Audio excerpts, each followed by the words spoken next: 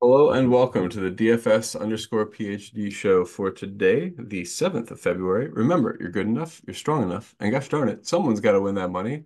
Might as well be us. So I actually did win that money a couple different times yesterday. Primarily, I did the late slate once we had the news about who was it, Lillard being out. And I got lucky because in my late slate lineup, unlike with my showdown lineup, I didn't have Chris Middleton. I was playing Beasley, I was playing Crowder, I was playing all the guys who benefited from the injury that happened. So I got lucky there. On the main slate, I was if you were following, the show yesterday, a lot of things that we said to do were the right things. So things worked out well yesterday.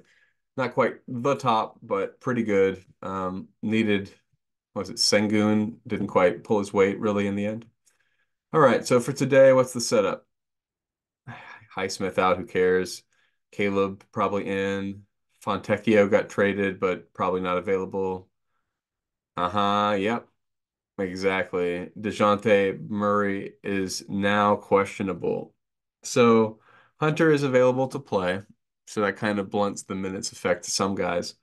But nonetheless, if DeJounte is out, that's pretty huge. And also trade rumors, right? That's what this implication is by the underdog guy. Presumably, DeJounte is not available because he is not with the team because he is on a flight to wherever he is now going to be a person once they have the medical records. So anyway, that's not being projected currently. So just to know what happens when DeJounte is out, more Sadiq Bey, more Trey Young, more Bogdan, not surprising.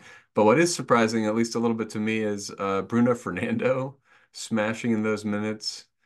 So anyway, I got to thinking, and let's have a look at the various games. I think you have to make a call about which way you think the games are going to go today. Because there's a lot of games that have like Cleveland and Washington, 11, 12 point spread. 7.6 point spread in Charlotte. That's kind of really close. What's going on there? Hmm. That's pretty low projection for Brandon Miller if this game's going to stay close. Get out of town. Brandon Miller definitely put up 40 fantasy points if this game stays even remotely close. So, I mean, 10% chance of that, but got to cover those bases. Miles Bridges would also be a part of that, but again, no more than 10% chance. Now, I do think Nick Richards can get to a pretty solid value level if he stays out of foul trouble, even if the game does blow out. He only needs like 32 minutes to get there. So I say about a third chance that he doesn't get in foul trouble against who on Toronto, right? Like Pirtle. I assume Pirtle's playing limited minutes still. Yeah, he's not that attractive. We have a few shares just because his price is down. But this game, I'm not making blowout stands because I just can't make any more blowout stands. However, with Philadelphia, this is a game where I don't understand what's going on. Let's check the lines. Like, what's the word for line movement, NBA? See if the what people think about this game with Maxi because I don't. There's not trade rumors. I don't think with Maxi, right? So with the Maxi downgrade, wow. Okay, huh? Yeah, with the Maxi downgrade, we've gone from almost a pick 'em to a 3.5 point spread. So that tells me bettors were not aware of the Maxi situation and they view the downgrade as a serious concern. So yeah, I agree with that. I think that might be the biggest motion we have on the slate, even with the other news. That's pretty suggestive to me that Maxi's going to be out. So just double checking. Like this is obviously not conclusive, but okay, where is all my stuff? Um, Yes, it was a bad month because I lost the Tournament of Champions. Is clicking through all my tabs like an old man because I am stuck and cannot figure out exactly what's going on. Okay, so then I'm going to make a couple of different calls here. And Rashid Shaheed in The Sims. Give me a break. Okay. So for the Philly game, I think it's going to blow out. I think Philly and Golden State blows out. So I'm not taking any Maxi, no Tobias, no Kelly Oubre, but I am taking Mo Bamba. I am taking Jaden Springer. I would consider still some Patrick Beverly, but I didn't get to any in this draft. And then on the Golden State side, who are their blowout guys? Well, their blowout guys that I have designated are Guy Santos, Lester Quinones. Just I watched the last game. These guys are playing for unknown reason, a lot of minutes, and are kind of impressing. Like I would maybe play them continued minutes. You know what I mean? So I think that's going to happen in a blowout. I don't think Steph plays a lot. I don't think Dre plays a lot. I do think it's possible they run Kuminga out there like more than you expect. Same thing with Pashevsky. Like it's possible they run him for a while, but they would still respect him and pull him in the case of a blowout. So I gave like a 5% chance Kuminga or Clay smashes before it's a blowout, but generally planning for that game to be a blowout. Then Atlanta and Boston, I took one, you should follow. We did, oh yeah, might as well be us. How am I not talking about how we hit this 5 for 5 on the second taco yesterday? So we did hit a 5 for 5 10x yesterday. So congratulations to us. Maybe we're even for the year now. I know it hasn't been great over there. But long term, I'm 10% positive ROI there. And I am 40% or 50%. I forget what the long term average is for DFS. Trade summary, trade summary. Tillman is gone. Okay. Wow. Trade summary. Thank you. Okay. So anyway, that's not a big deal for tonight. Let's get some fun trades before. So okay, with if we assume DeJounte's out, we have a ton of value for Atlanta. And particularly, I'm going to lean the value that plays in the blowout. So Okongwu, I just think he could play 35 minutes without like getting blowout run. And also like who's going to play in a blowout over Okongwu? They do have that. Do they have another big guy? Because like one of them's out, right?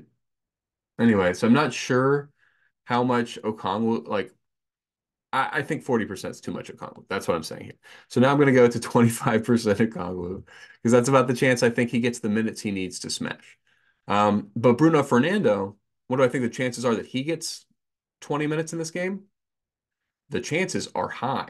I think the chances are about 40%. So when I see 2% Bruno Fernando, let's have a look. I mean, I was double check.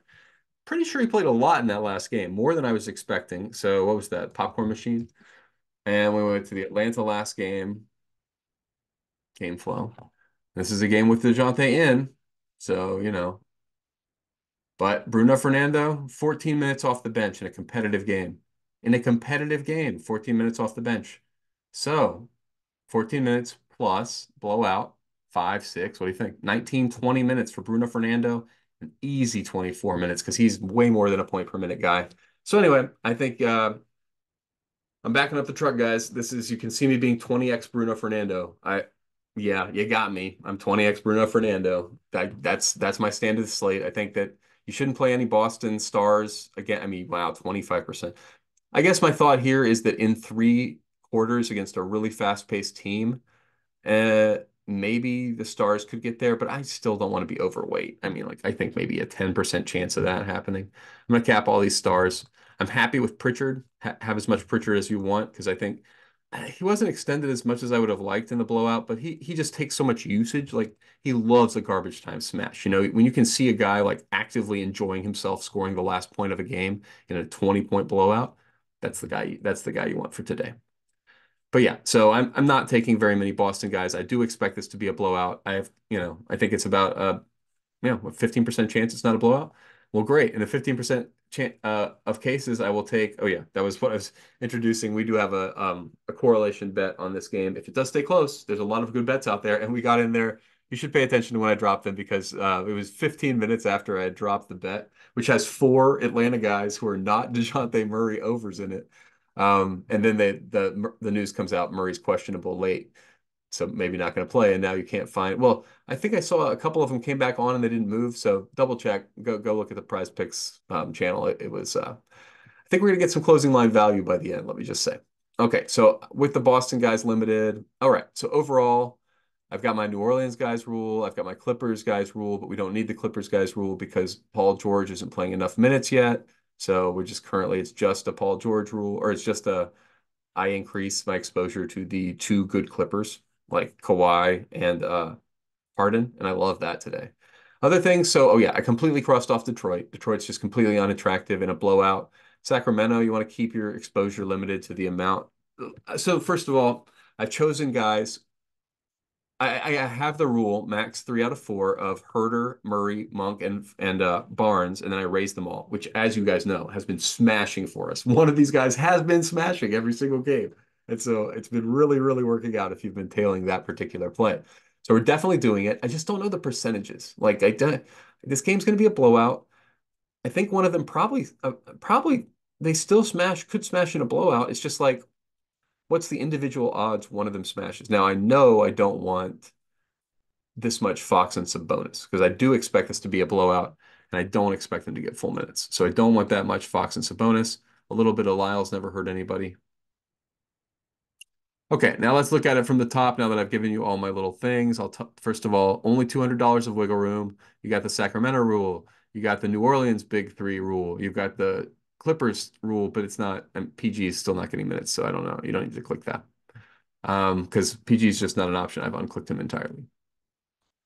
I mentioned in Philadelphia, yeah, in Philadelphia, I'm playing for the blowout, which means that I'm playing for Springer, I'm playing for Bamba. Okay. Yep.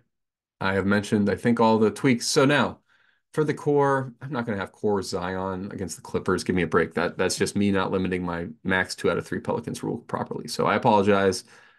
I don't want to be higher than 25%. 5x the field on Zion is an appropriately big stand for a guy that's like kind of meh. Yep, right down here with Brandon Ingram, perfect. Yep. Love what I'm seeing now. Okay, so up at the top, Barrett. Who's live for Toronto today is like quickly playing. Quickly's playing, Barrett's playing, but there's like a third guy now. Who's the third guy?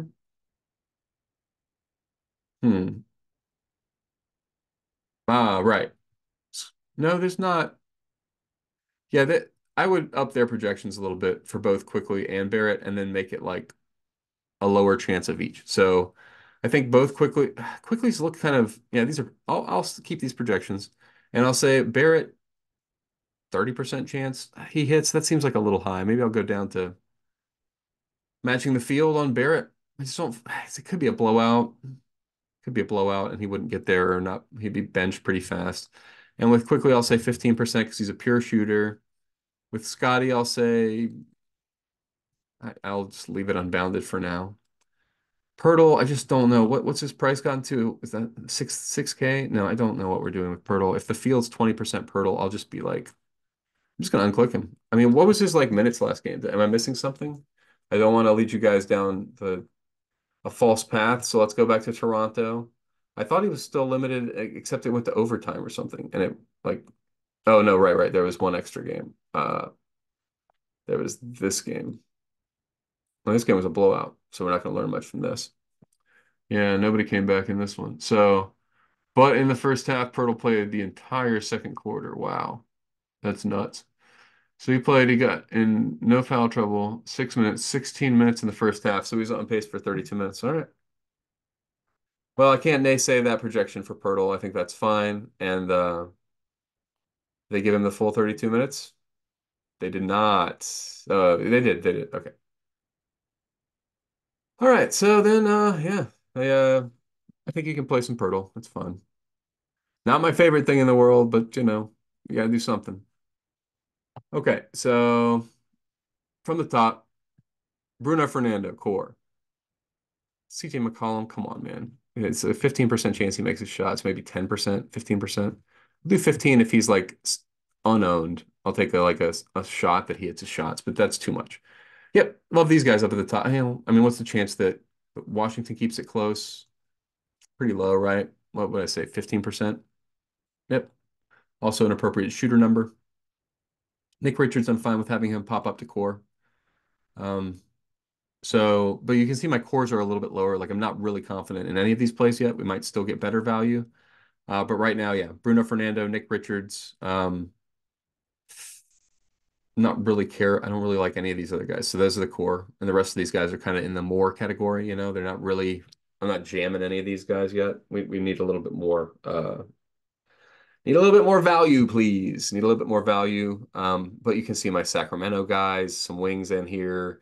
You got Brandon Ingram. I presume Zion is around here. Yeah, just like pick a guy, like beyond Bruno Fernando and Nick Richards, who are my, I guess, stands of the slate, it looks like. I think I'm happy with that. So remember, you're good enough, you're strong enough, and gosh darn it, someone's got to win that money. Might as well be us.